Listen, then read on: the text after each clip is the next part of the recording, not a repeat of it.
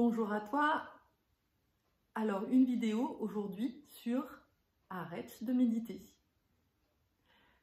Alors, ça peut paraître étrange de dire arrête de méditer, alors que si on en croit toutes les études, il n'y a rien de mieux en fait pour être en forme. Je suis en train de lire actuellement The Miracle Morning de je sais plus qui est un roman, enfin pas un roman, mais un bouquin à succès, et qui explique que une des manières en fait de réussir sa vie, c'est de s'appliquer un rituel du matin avec plusieurs étapes, dont la méditation. Ce qui me choque, ce qui me dérange en fait dans ce genre de bouquin, c'est que on me donne un mode d'emploi pour comment démarrer ma journée.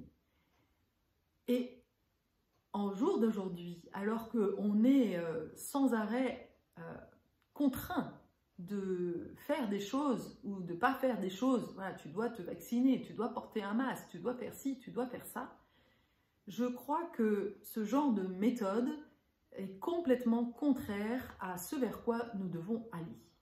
Autrement dit, il ne nous permet pas d'écouter le vivant en nous, voire même il étouffe le vivant en nous. Et c'est un peu l'objet de cette vidéo que d'expliquer pourquoi je trouve que la façon dont on considère la méditation aujourd'hui est complètement contre-productive pour la majorité des gens. La façon dont la plupart des maîtres spirituels enseignent la méditation, eh bien, nous propose de fermer les yeux, de nous mettre à l'intérieur de nous et de regarder les choses passer, de faire le vide à l'intérieur de soi. Et il y a une espèce d'injonction de faire le vide à l'intérieur de soi et de trouver la paix à l'intérieur de soi. Waouh! Moi, personnellement, je ne sais pas comment c'est pour toi, mais moi, souvent, le matin, quand je ferme les yeux, alors maintenant c'est un petit peu moins le cas, mais il n'y a pas encore si longtemps que ça, quand je fermais les yeux, j'avais l'impression que j'avais plein de personnages à l'intérieur de moi et qui cherchaient les uns et les autres, enfin qui plutôt se friter à l'intérieur, qui essayaient de parler, etc. Mon mental qui commençait à bouillonner, bref, ce n'était absolument pas paisible. Donc, de me dire, il faut que tu t'assoies, il faut que tu fasses la paix à l'intérieur de toi, et en gros, il faut que tu fasses taire toutes les parts de toi qui t'empêchent, en fait, d'être en paix à l'intérieur de toi. Personnellement, je trouve ça d'une violence inouïe. Ça me rappelle d'ailleurs mon enfance. Ça me rappelle que quand j'étais intuitive, que je manifestais de la colère, parce que peut-être que j'expérimentais quelque chose qui ne me plaisait pas. J'essayais de manifester un besoin qui n'était pas comblé. Ou quand j'étais triste, on me disait « Ah ben non, tout court, ça n'a pas le droit, va dans ta chambre ». Donc la méditation continue en fait à dire à ma colère « Va dans ta chambre ». Non, ce n'est pas acceptable en ce moment. Mais alors, ce qui me dérange là-dedans, c'est de me dire, mais alors, si dès le matin je dis non à ma colère, à quel moment en fait je laisse ces parts de moi là, qui sont là, se manifester?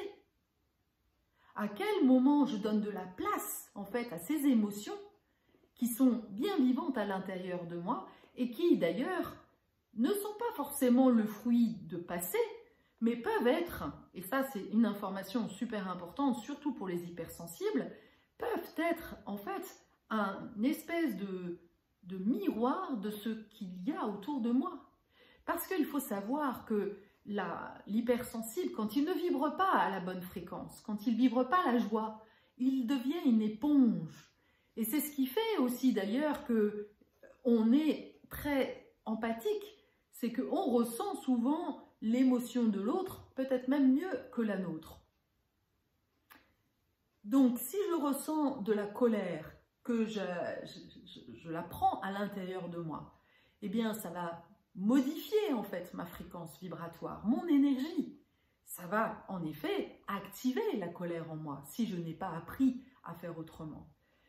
Et la seule façon, en tous les cas pour moi, non, il y a deux façons. Il y a une façon de se protéger, ok, de créer en fait une bulle de lumière pour pouvoir faire abstraction et puis rayonner en fait. Quand on rayonne pleinement à l'intérieur de nous, alors on peut juste être en écho, ressentir en fait l'émotion de l'autre sans la prendre en charge, sans réagir en fonction de cette énergie-là. C'est-à-dire que je reconnais, je distingue ce qui m'appartient et ce qui appartient à l'autre. Mais au démarrage, en tous les cas, moi personnellement, tout ça, c'était très flou. Je n'arrivais pas à faire la distinction. Je ressentais de la colère, je ne savais pas que ça pouvait être la colère de quelqu'un d'autre. Donc le plus important, c'est d'exprimer en fait ce qui est là, de donner de la place à ce qui est là. Et à ce moment-là, une fois que je fais de la place à ce qui est là, alors du coup, je peux faire rentrer autre chose.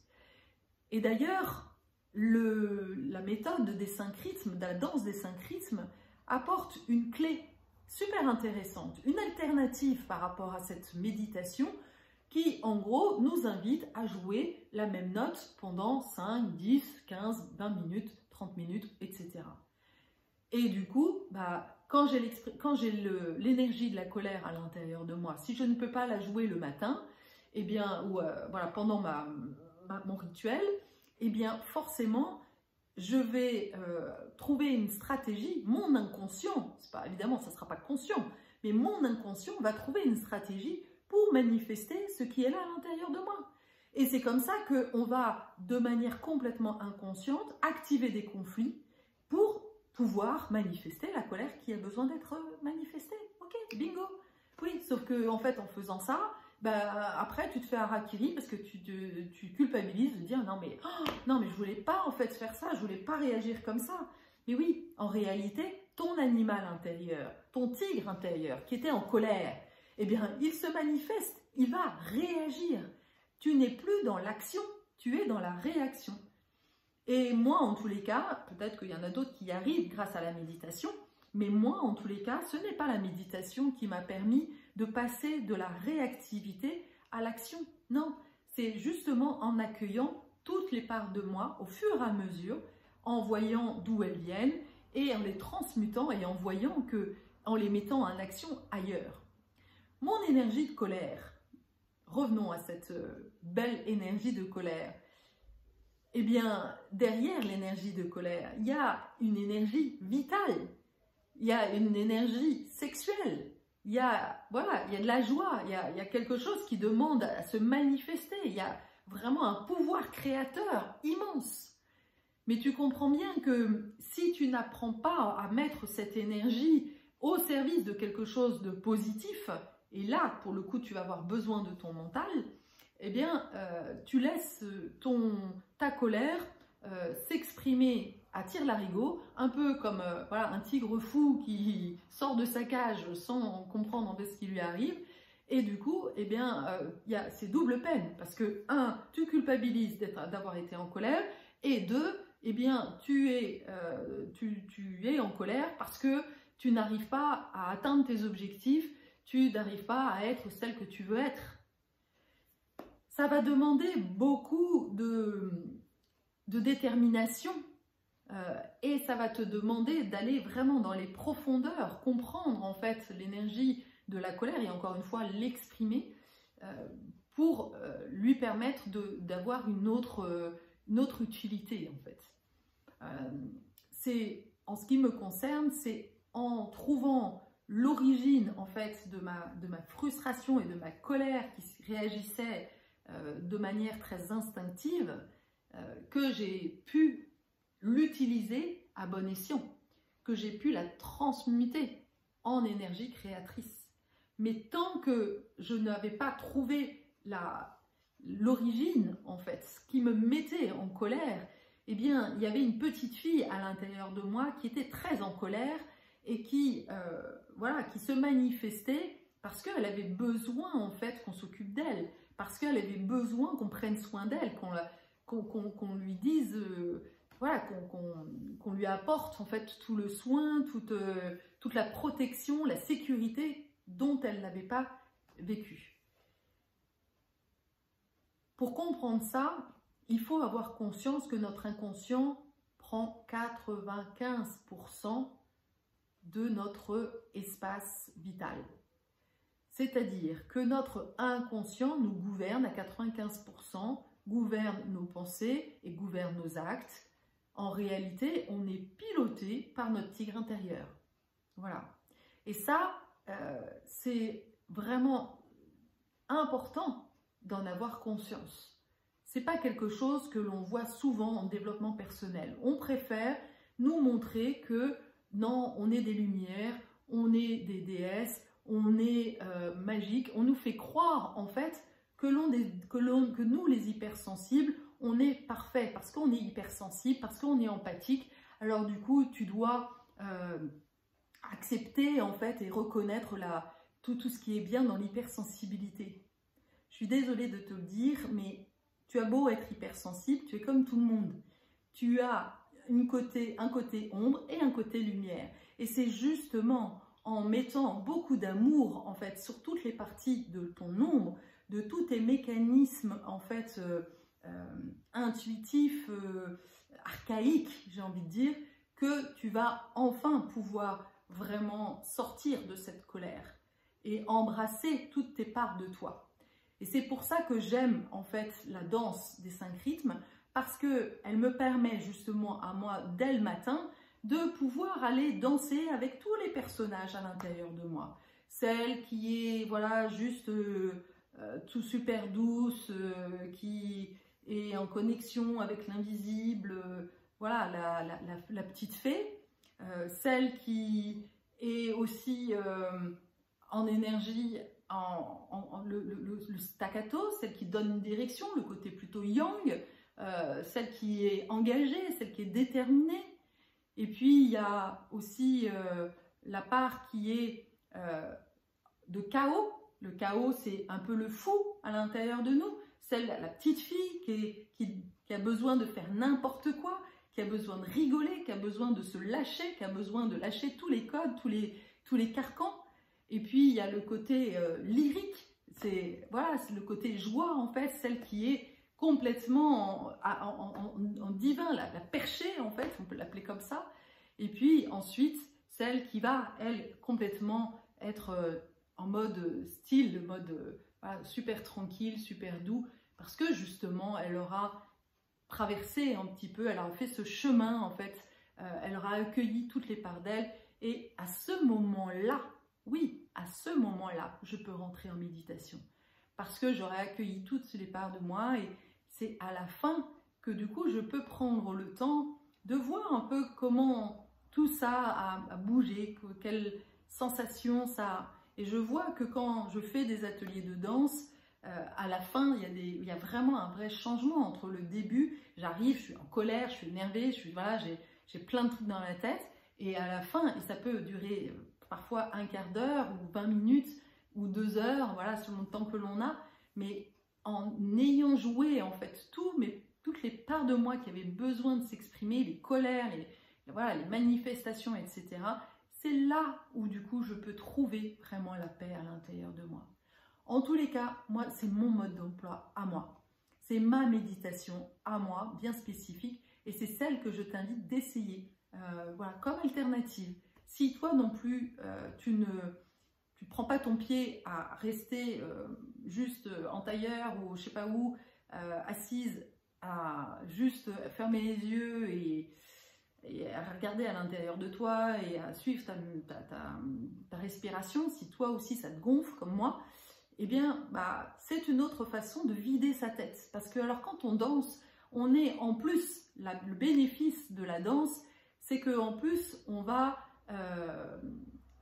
récupérer, enfin on va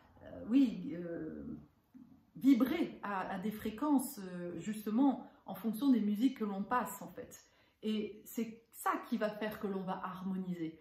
Parce qu'il faut bien comprendre que la méditation, on c'est quand même quelque chose qui nous invite à nous élever, on est d'accord, qui est à une vibration plutôt spirituelle. Mais pour les hypersensibles, beaucoup d'hypersensibles, en tous les cas que je reçois ici, ont une problématique inverse. C'est-à-dire qu'elles sont trop perchées et qu'elles n'arrivent pas en fait à s'ancrer dans la réalité, qu'elles n'arrivent pas à mener des projets. Parce que justement, il y a quelque chose à l'intérieur d'elles qui rumine en fait. Il y a trop de pensées, ça part dans tous les sens, il y a trop de créativité, il y a trop de yin, il y a trop de féminin, il y a trop de, voilà, il y a trop de spontanéité peut-être aussi. Et donc ça part dans tous les sens. Et c'est pour ça que la danse des 5 rythmes, avec aussi ce côté staccato, le staccato c'est l'ancrage, c'est voilà, c'est aussi des danses de direction, des danses d'africaines, voilà, où on va chercher la terre. C'est en réalité une danse des 5 éléments, avec le 5e élément comme avec l'éther. Donc là, on voit bien que en dansant, en faisant une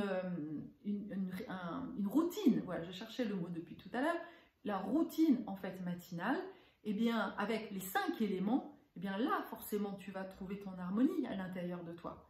Mais si tu n'utilises que juste le côté spirituel, c'est-à-dire le spirituel, c'est à la fois l'air, le feu, enfin quelque chose qui est très éthérique en fait.